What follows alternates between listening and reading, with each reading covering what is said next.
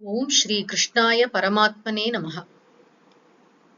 ஸ்ரீமத் பகவத்கீதையை படிக்க தொடங்குவதற்கு முன்னால் பகவத்கீதையின் பெருமையை கூறுகின்ற ஸ்ரீமத் பகவத்கீதா மகாத்மியம் என்ற தலைப்பில் உள்ள ஸ்லோகங்களுக்கு நாம் அர்த்தம் பார்க்கணும்.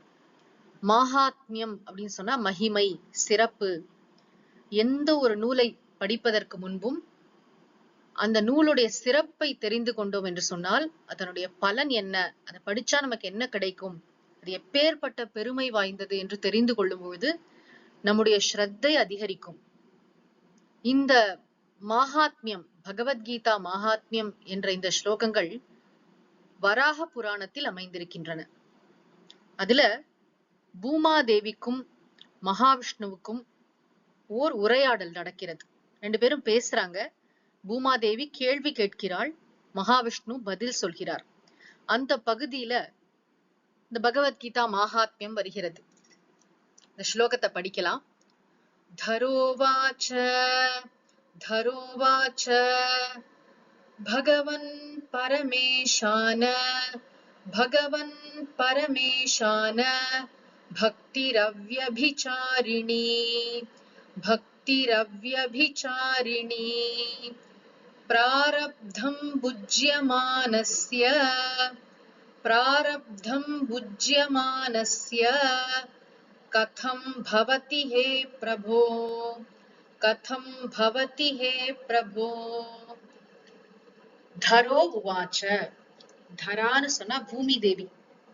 பூமி தாய் கேட்கிறாள், பகவன், ஓ பகவானே, பரம ஈசான மேலான தலைவரே, அனைத்தையும் ஆள்பவரே, பிரபுவே, எங்களுக்கெல்லாம் பிரபுவாக இருப்பவரே, தலைவராக இருப்பவரே, மனிதர்களை பற்றி பொதுவாக கேட்கிறாள்.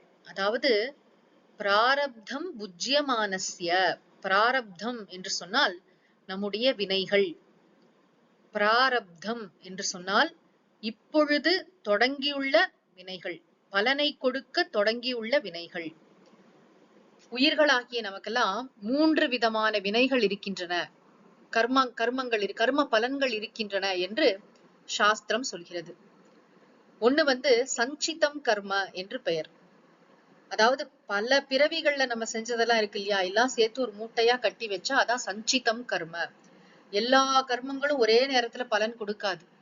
இந்த பிறவியில நம்ம என்னென்ன அனுபவிக்கணும்னு இருக்கோ ஒரு மூட்டை மட்டும் இருக்கும். அதற்கு பிராரப்தம் கர்ம, அதாவது பலனை கொடுக்க தொடங்கிவிட்ட கர்மம் என்று பெயர். இந்த பிராரப்த கர்மம் முடியும் வரை இந்த உடல்ல நம்ம வாழ்ந்துட்டு இருப்போம். இந்த பிறவிக்கு மட்டும் உள்ளது அது. இன்னொன்று என்னதுன்னா ஆகாமி கர்மா, வருவினை. அதாவது இந்த பிறவியில நாம் செய்யக்கூடிய செயல்கள், அதனுடைய பலன்லாம் சேரும் இல்லையா, அந்த ஆகாமி கர்மாலாம் மறுபடியும் சஞ்சிதம் கர்மா, அந்த பெரிய மூட்டையில திரும்ப போய் சேர்ந்துரும். எப்படி அந்த நெல் குதிர்ல எல்லாம் நம்ம கீழே அந்த பத்தாயம்னு சொல்லுவோமே, கொஞ்சம் நெல் எடுப்போம் இல்லையா கீழே, அது மாதிரி இப்போ நம்ம அனுபவிக்க கூடிய கர்மங்களுக்கு தான் பிராரப்தம் என்று பெயர். நல்லது கெட்டது எத்தனையோ அனுபவிக்கிறோம் இல்லையா இந்த வாழ்க்கையில.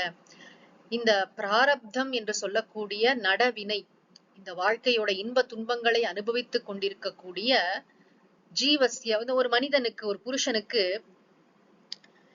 அவ்யபிசாரிணி பக்திஹி கதம் பவதி. பூமி தாய் ரொம்ப கருணையோட நம் சார்பாக பிராட்டி என்ன கேட்கிறாள் தெரியுமா? அவ்யபிசாரிணி என்று சொன்னால் நிலை பிறழாத, நிலை மாறாத பக்தி. அந்த பக்தி எப்படி ஏற்படும்? மனிதர்களுக்கு, அதாவது இந்த கர்ம வினைகளை அனுபவித்துக் கொண்டிருக்கக்கூடிய மனிதர்களுக்கு பக்தி எப்படி ஏற்படும்? அதுவும் எப்படிப்பட்ட பக்தி? நிலை பிறழாத பக்தி. அது என்ன நிலை பிறழாத பக்தினா, பொதுவா நம்ம எல்லாருக்குமே பக்திங்கிறது இருக்கு. நம்ம எல்லாரும் சாமி கும்பிடுறவங்க தான், கடவுள் நம்பிக்கை உடையவங்க தான், பூஜை பண்றோம், கோவிலுக்கு போறோம், எல்லாம் பண்றோம்.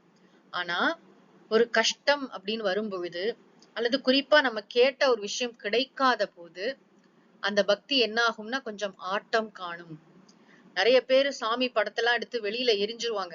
நான் என்ன சாமி இது, நான் கேட்ட இந்த விஷயத்த நடத்தி கொடுக்கல, இவங்களை இப்படி அழைச்சிட்டு போயிடுச்சு, எனக்கு இந்த சாமி தேவையில்லை என்று சொல்கின்ற பக்தியை நாம் பார்க்கிறோம்.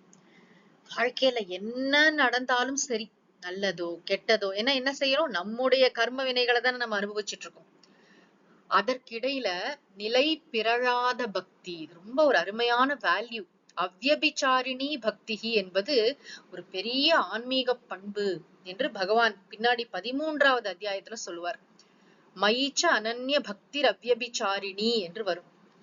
நிலை பிறழாத பக்தினா நீ என்ன கர்ம பலன்களை வேண்டுமானாலும் கொடு. நான் செஞ்ச கர்ம வினைகளுக்குள்ள பலனை தானே இறைவன் கொடுக்கிறார். நல்லதை கொடு, கெட்டதை கொடு, கேட்டதை கொடு, கொடுக்காம போ, என்ன வேணா நடக்கட்டும். இந்த வாளால் அறுத்து சுடினும் மருத்துவன் மேல் மாளாத காதல்னு ஆழ்வார் ஒரு பாடல் பாடுவார். அதாவது மருத்துவர் கத்திய வச்சு அறுவை சிகிச்சை பண்றாரு, ஆனாலும் நான் பொறுத்துக்கிறேன், ஏன்னா நல்லது பண்றாருங்கிற நம்பிக்கை எனக்கு இருக்குல்ல. அதே மாதிரி கடவுள் எனக்கு என்ன துன்பத்தை கொடுத்தாலும் என்னை படுத்துவதற்காகவே கொடுக்கிறார், என்னுடைய வினை பயன்களையே கொடுக்கிறார் என்று அவரை விட்டுறக்கூடாது. வாழ்க்கையில இன்பம் வரும், துன்பம் வரும், என்னென்னமோ வரும், வந்துட்டு போகட்டும்.